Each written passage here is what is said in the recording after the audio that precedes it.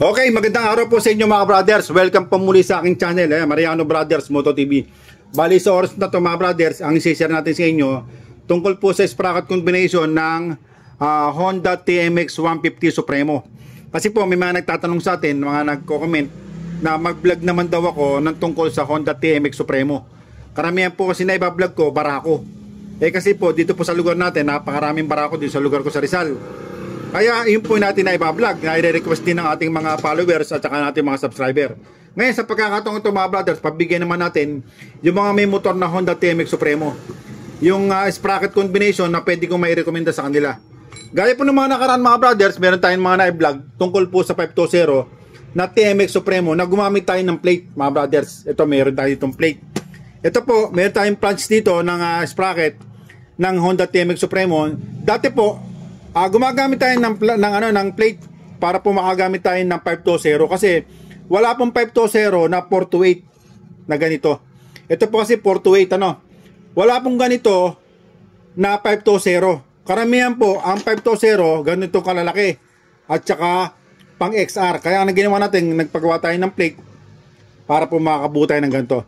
Pero sa pagkakataon ito mga brothers, meron tayo may rekomenda sa inyo na plug and play na ilalagay nyo lang po, hindi na po tayo gagamit ng plate dito po sa Honda TMX Supremo. Ayan. Sa mga nagre-request natin dito tungkol sa TMX Supremo, ito para sa inyo ito mga brothers. Pero bago natin simulan to, kung napasal ka lang sa akin channel, huwag nyo po sanang kalimutan na mag-subscribe, pakipindot po notification bell button, piliin nyo po yung all para updated po kayo pagka mag-upload po ako ng mga bagong videos. Okay?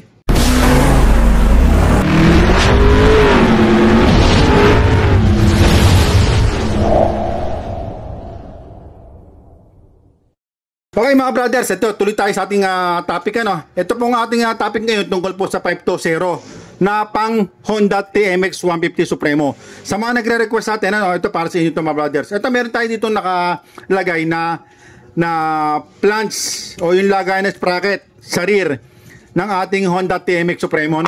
Dati po nag-vlog tayo, gumamit tayo ng plate.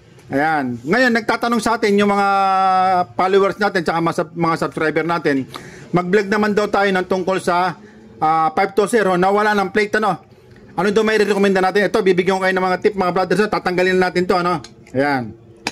Ngayon, meron tayo dito mga kasukat na 520 na pang Honda TMX Supremo Una po natin may sasuggest sa inyo yung 38 ito. Meron tayong 38 dito. Plug and play na po ito mga brothers Lalagyan nyo na lang po ito, wala na kayong gagalawin. Wala na tayong plate na gagamitin mga brothers. Ito 38 teeth ang ating may recommend sa inyo. Ito para sa mga kapatagan. Sa mga may sidecar na may lugar na patag at hindi naman po kabigatan ng sidecar o mga kargahan, ito mamaw na po ito 38. Ang kanyang kombinasyon sa harapan ay 12 teeth mga brothers. Ayan. May mga kumuha na sa atin nito mga brothers sa ating Shopee. Minsan po, rumirekta sa akin, nagme-message sa akin sa Facebook page, sa Messenger. Ayan, pag may pagkakataon tayo, nasasagot natin mga brothers. Ito po, 1238 Pwede natin may rekomenda to sa mga kapatag, gaya po ng lugar ng Metro Manila, ayan mga brothers. Pero pagka may mga akyatan na at saka mga punuan, pwede naman natin may rekomenda yung 41, ito mga brothers. Meron tayo 41 dito mga brothers. Ito naman sa mga may sidecar na mabibigat at saka maraming sakay mga brothers na panay patag mga brothers. Ito malakas din po ito mga brothers dahil ito 41 Kung ito nga po 38 malakas mas malakas po ito mga brothers. Kaya na pagkaiba po nito mga brothers kasi ang ating motor gaya po ng Honda TMX Supremo, pag ito po nilagyan natin 38, may dulo yan, may arangkada, may gitna, may dulo. Pagkat po walang ganong sakay. Ngayon ito naman ating 41 teeth, may arangkada, may gitna, may dulo, kung ito yung may sakay mga brothers kung may sakay siya. Pero pagka wala siyang sakay, wala siyang load, manghihingi siya ng kambyo mga brothers. Kaya ito pangkargahan lang talaga na may sidecar na mga brothers. Ngayon ang ating pangharapan, gaya na sinabi ko sa inyo, 12 teeth na. Ayan, ito nasubukan na rin to mga brothers sa mga umorder na sa atin, 1241 Honda TMX 150 Supremo mga brothers plug and play na siya. Ayan. Wala na kayong babaguhin mga brothers, lalagyan nyo lang ng ganyan, tsaka lalagyan yung tornilyo. 1241 Sa mga may sidecar na mabigat na patag na mga kargahan ng mga brothers. Ngayon, kung ang inyong lugar ay matatarik, mga brothers, matarik, tapos ay maraming karga, maraming load, meron tayo isa pang sprocket na malaki. 40-40 ito. Ayan, mga brothers. Plug and play na po ito, mga brothers. Hindi na kayo malilito rito. Ilalagay nyo na lang dito. Tapos ang ating combination harapan, 12. Ayan. Ito po sa mga akyatan, sa mga punuan, mabibigit na sidecar. Lalo na po sa mga bandang bundok. Kasi karami may order sa atin. Ginagamit nila 12-42 na o 44 na ni-request nila sa akin. Kasi ito pong 44 to, napakalaki po nito kung ikukumpara sa 428. Kasi ito 428 to. Ito 42. Ngayon, ang laki po ng diferensya mga brothers. Oh. 42 yan. Ayan, ito 44. Pero ang laki ng diferensya.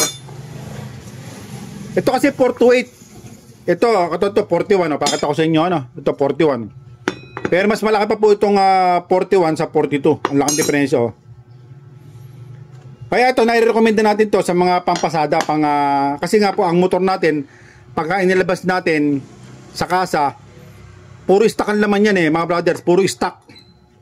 Yung kanyang parts. Ang ginagawa na iba, katulad po ng rayos, ginagawa niya, nagpapalakas sila ng rayos. Yung sprocket, nilalakihin nila. Kasi nga po, gagamitin nila sa may sidecar, yung sa may load. Kaya anong nangyari, nababago yung motor, pinapalitan ng gulong na mas malaki kasi nga po kakargahan ng sidecar na mas mabigat. Ngayon, siyempre pag binago, nawawala na po yung pagka-stock. Gaya po ng ating 428, yan po yung stock niyan 428.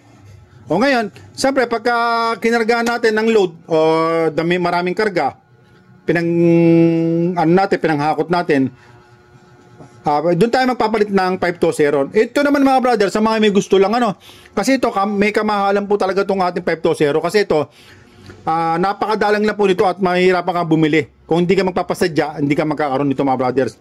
Kasi po ang mga common na sprocket ay 428. Ayan, maliit po yung kanyang pitch. Maliit po mga brothers kung ikukumpara dito. Ito po malaki kasi talaga ito maliit siya. Kaya ang nangyayari dito, may kamahalan talaga to kasi pasadya talaga to Hindi ka pwedeng gumawa ng ito lang.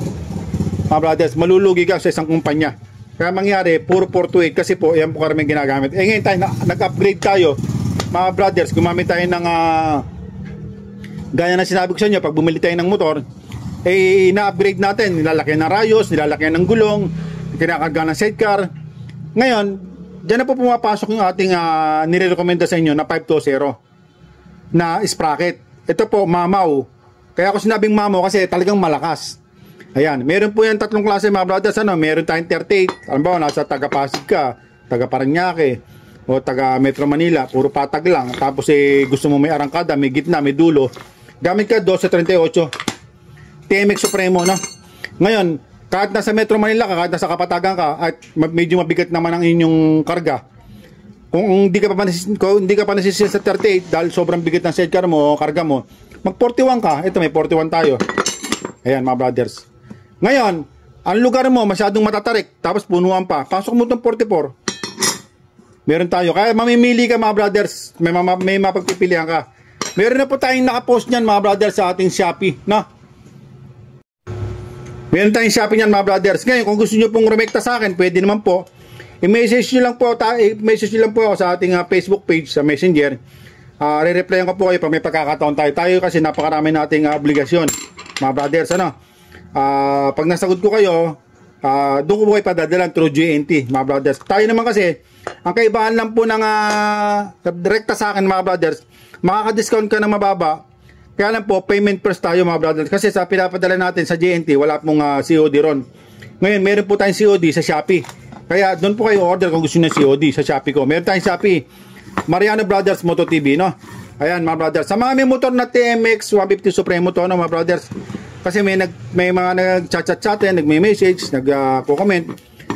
Maggawa naman daw tayo ng vlog tungkol sa TMX Supremo, yung sprocket combination niya. Kasi karamihan na iba-vlog natin, puro barako mga brothers, Okay. Kasi dito sa lugar natin, napakaraming barako pero napakadala ng TMX mga brothers. Naliligaw ko, mangilan-ngilan lang mga brothers. Okay, sige po hanggang dito lang mga brothers at maraming po salamat. Mabuhay po kayong lahat mga brothers.